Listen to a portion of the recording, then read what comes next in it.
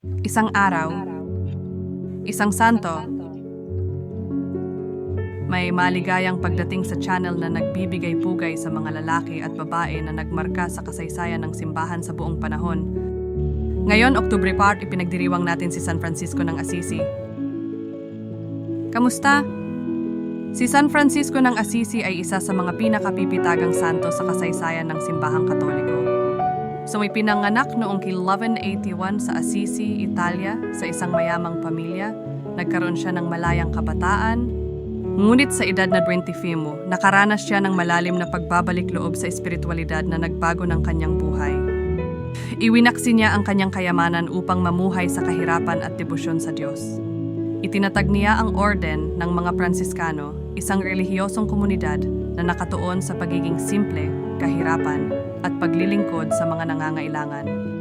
Kilala si Francisco sa kanyang malalim na ugnayan sa kalikasan at mga hayop. Maraming himala ang iniuugnay sa kanyang pagmamahal sa sangnilikha. Ang kanyang pagiging simple, kagalakan, at pagmamahal sa Diyos ay naging inspirasyon sa maraming tao sa loob ng maraming siglo.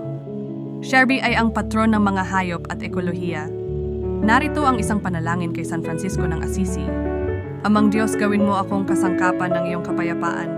Kung saan may galit, hayaang magdala ako ng pag-ibig. Kung saan may pag-aalitan, hayaang magdala ako ng kapatawaran.